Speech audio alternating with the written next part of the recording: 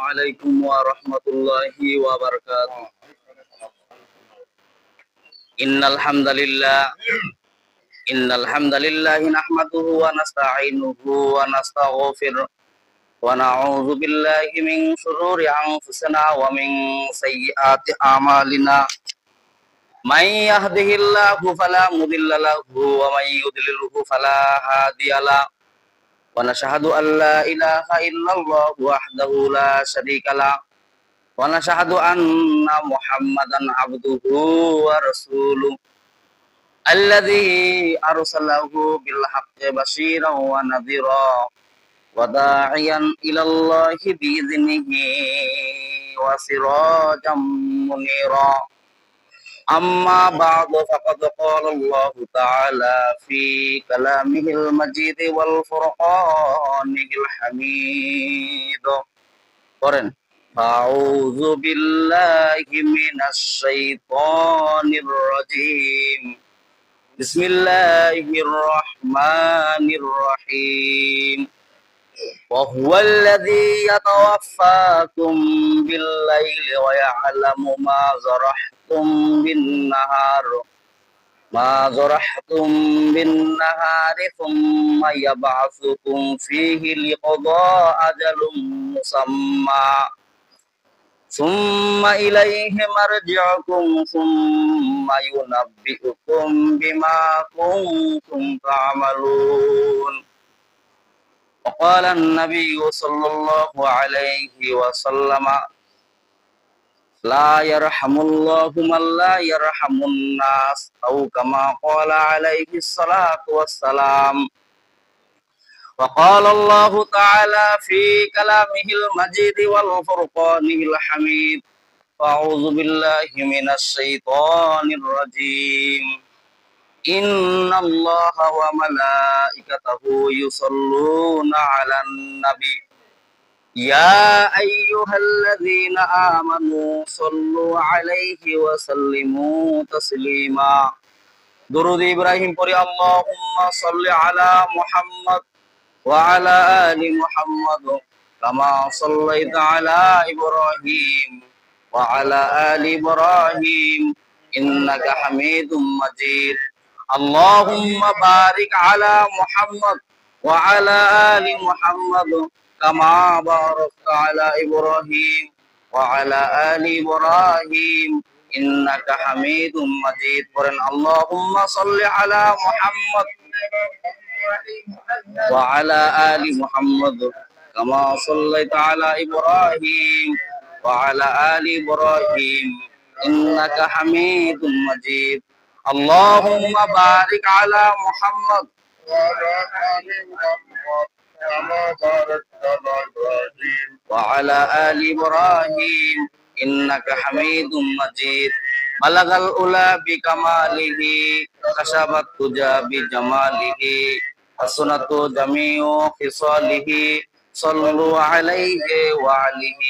بلغ الأولى بكماله كشف الدجى بجماله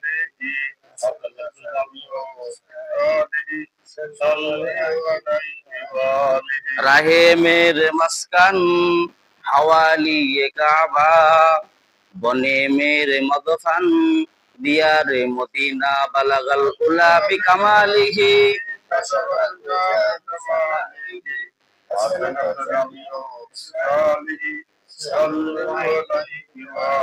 ইমানের পথে অবিচল থেকে আমার মরণ যেন হয়। ইমানের পথে অবিচল থেকে আমার মরণ যেন হয়। তোমারই কাছে মিনতি আমার, তোমারই কাছে মিনতি আমার, ও গো মহিম দয়াময়।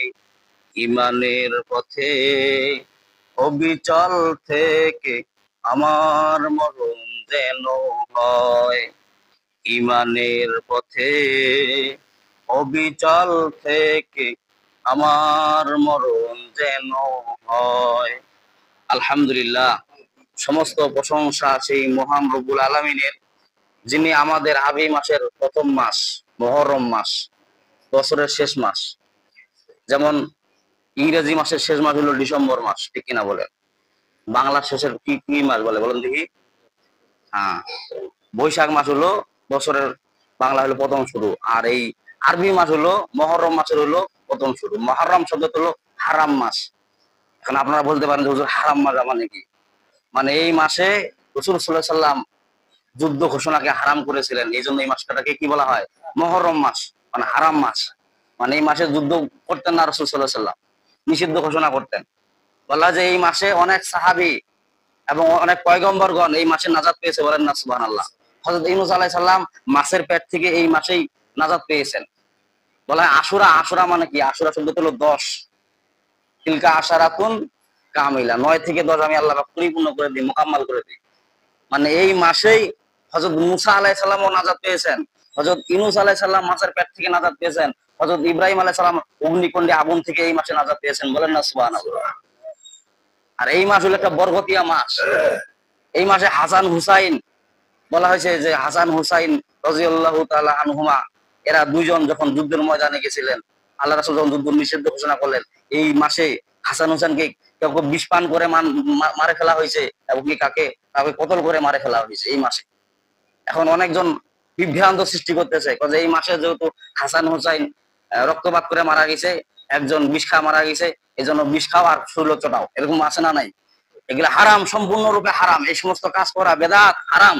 এই সমস্ত কাজ যারা করবে তারা কবিরা গুনাহ করবে, এবং তারা জাহান্নামের মধ্যে আল্লাহ পাক নিক্ষেপ করে দিবে। কারণ এই জন্য তো এই মাস করা হয় না, এই মাসে তো নিষিদ্ধ ঘোষণা করা হয়েছে।